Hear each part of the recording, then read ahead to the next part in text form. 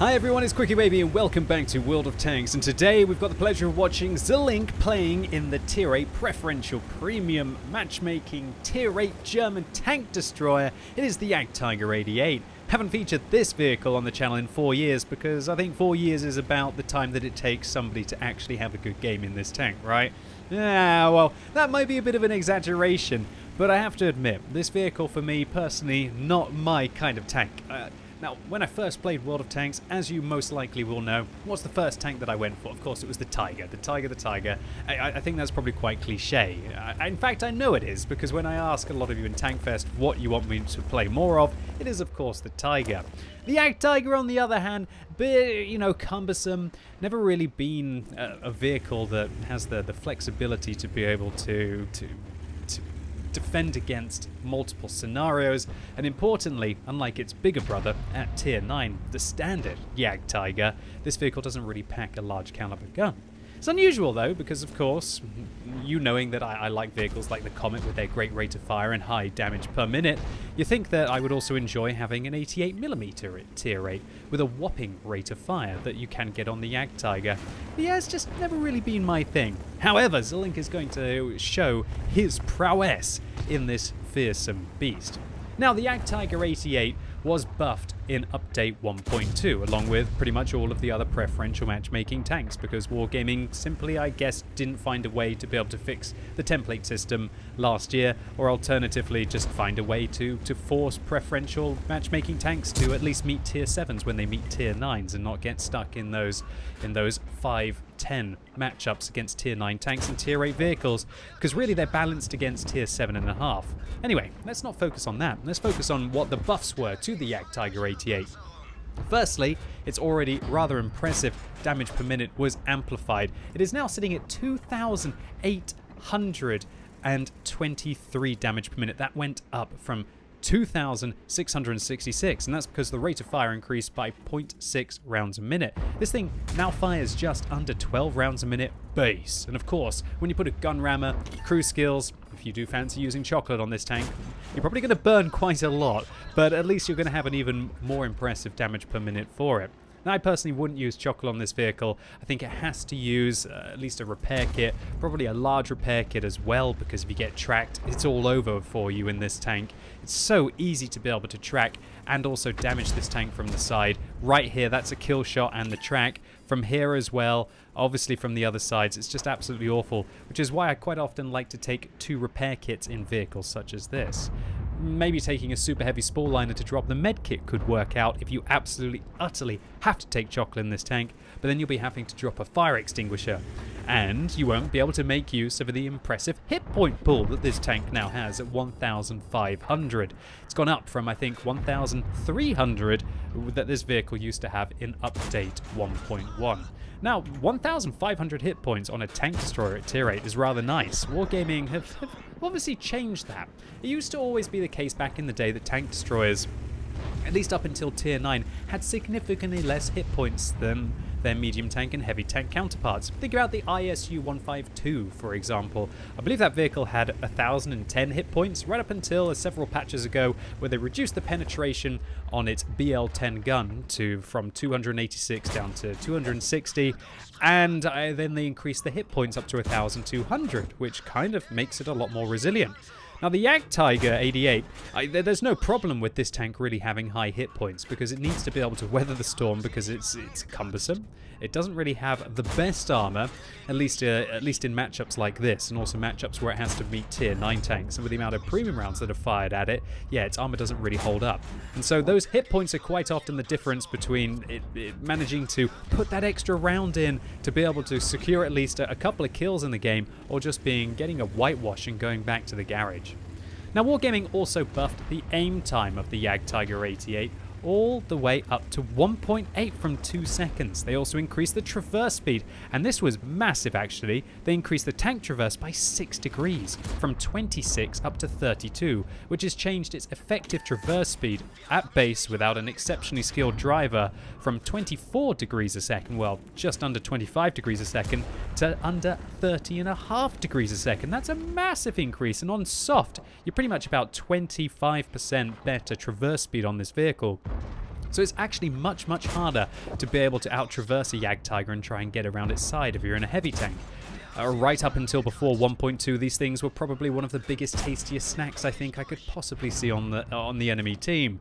And now, even though they've got more hit points, and so when you do finally manage to get your hands on one, you've got more hit points to feast upon. It's actually quite harder to be able, well, much harder to be able to lock them in place because of that traverse speed increase.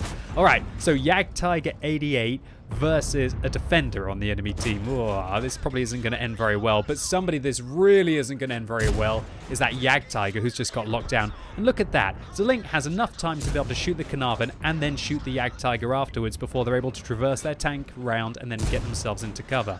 Alright, Zerlink puts one into the Carnarvon, and this Carnarvon seems to be focusing on the IS-3. And it looks like quite rightly so, as the IS-3 is on significantly less hit points. What are you going to shoot? The Jagdtiger on 1,500, or are you going to focus on the IS-3 that you can remove from the game? But, you know, when you're packing pretty much over 3,000 DPM with a gun rammer on this vehicle, then you're probably going to wish that you didn't actually leave the Jagdtiger at least to be able to catch your flank. And look at this, Link is showing his knowledge about the weak points on the top of a defender here, puts a couple of rounds in, now turns his attention towards the T-34 who's cresting up on the ridge. Will he be able to hit just over? No, he locks him in place. And the Jagdtiger tries to, well actually sorry, the defender tries to ram the Jagdtiger. Doesn't work out very well, as the defender actually takes 68 damage from that ram.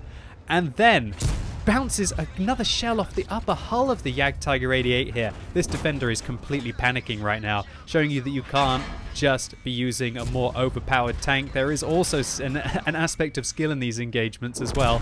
And there you go, right into the top of the defender. And Zerlink is just going down, swinging right now, up to 5,600 damage and 1,800 tracking and spotting, and puts a round over the ridgeline there into the top of the Panther II turret. Beautiful stuff. Thinking just about how quickly he had to get into cover there before the Su-130 PM or even the artillery was going to be able to shut them down from the side. Just absolutely beautiful work there, Zerlink. As soon as I saw that frantic melee engagement with pixel-perfect snipes while adjusting your armor towards the frontal location of the enemy tanks, it's just absolutely beautiful. And I knew I wanted to finally focus a Jagdtiger game on this channel for the first time in a few years. But you know what? It's not over yet. It's still neck and neck right now. Well, not neck and neck anymore for that Super Pershing. In fact, he's doing significantly worse off now. But with an Su-130 PM, UDES, hard tanks to spot, this vehicle about as large and about as awful with regards to its camera rating as it can possibly be. But the Su-130 PM is now caught out in the field on 8 hit points, misses the shell against the back of Zerlink's large profile, and so now, possibly, will Zerlink be able to get round the corner here and finish off the Su-130 PM? No, actually bounces another round, putting up the damage block to 3,800, enough to kill this vehicle 2 times over, but doesn't quite manage to secure the kill. I'm sure Zerlink is trying to pick up his Top Gun right now. He's fired so much ammunition this game. I mean, this is a huge amount of damage to for this tank. You know what, if I do 2,000 damage in this vehicle, I'm pretty happy. Zerlink has already done nearly 3.5 times that amount. Let's see what else he's able to achieve in this game, whether he's going to be able to take out this artillery with this Batchat 12T. He looks like he's going to aim rather quickly. He auto-aims, takes a snapshot, doesn't hit the hull armor of the M4043 though. The track's absorbed it, but at least he gets a little bit of tracking bonus on that tier 8 artillery. Always nice to take out artillery. And that artillery was trying to relocate to be able to get a shot around onto Zerlink by the looks of it. Didn't stay in the corner there. Alright, so Su-130 PM versus Jagdtiger 88. Oh, I guess the Su is probably still going to have to fire an armor-piercing round or a heat round here, as the high-explosive round probably isn't going to work. Look at this! Zerlink is now basically taunting the Su-130 PM to take a shot at the front of the tank. Oh, come on. Please. Please, come on, miss it. Miss the link here and allow him to shoot you a couple of times. Or, you know what, just sit there. Just absolutely sit there. You complete and utter spoon and allow the Batchat 12T and the other SU to come round and flank you. Oh well, good job, Zerlink. Look at that. Not even taking damage, not even risking taking damage, baiting the enemy into shooting the thick armor of the Jagdtiger 88 and just allowing his friends to do the flanking. This is all very awesome plays in the Jagdtiger 88, and if there's one thing that I want to highlight, it's how impressive Zerlink was in that situation at realizing, you know what, I'm going to take damage here. It's about how I can just keep my gun as effective as I possibly can throughout the engagement so that I can at least either go down swinging or just do as much as I possibly can before the enemy team picks me up. And that's a mindset that you just have to master in a vehicle like this, because you can't stop the damage coming in this vehicle. It's not like a beautiful hold down vehicle where you can only expose your turret armor and be pretty sure that the enemies aren't going to be able to penetrate it. It's got awful weak points, like the lower plate. Even its upper hull around this part is a bit of an awkward situation because it's very flat on the front of the vehicle. If they get your side armor, the armor isn't very impressive either.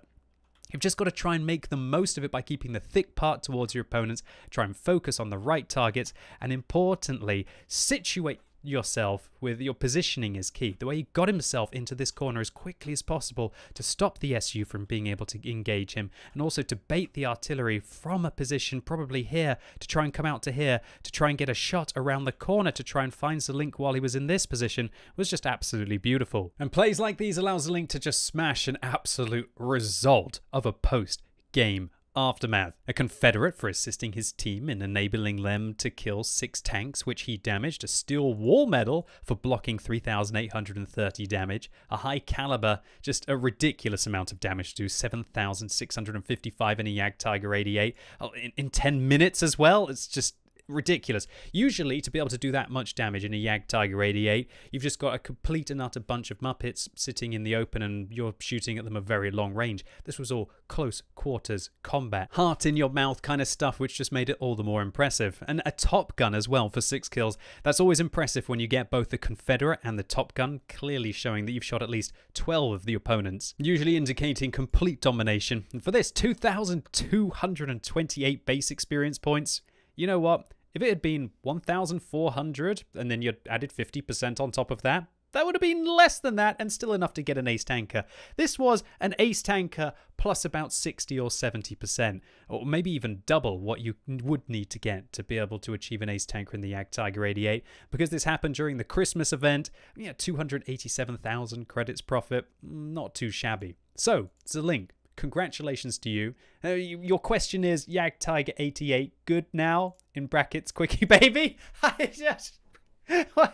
yeah, if you get into a situation like this and you play as well as you do, Zalink, I guess it is good. However, mate, maybe I don't have the skill or the patience to be able to achieve like you did in this game. And while the vehicle is clearly in a better position than ever with just a substantial amount of buffs to the tank, as we can see here, the DPM, the penetration on its standard rounds, the aim time, the traverse speed was a massive buff, even the reverse speed and those hit points, whether you would call the tank good? I think it probably will be if Wargaming ever fix the template system that they have now, because at the moment it mostly meets tier 9 and tier 8 opponents. If this thing ever starts meeting the majority of tier 6 and tier 7 with some tier 8s again, like it used to back in the day, yeah, then it might be very good. Anyway, Zalink, congratulations to you, and thank you so much for uploading your replay on the What Replays website for the community to enjoy, and thank you for putting my name in the title to be able to get my attention. It was a kick-butt replay. I thoroughly enjoyed commentating on it,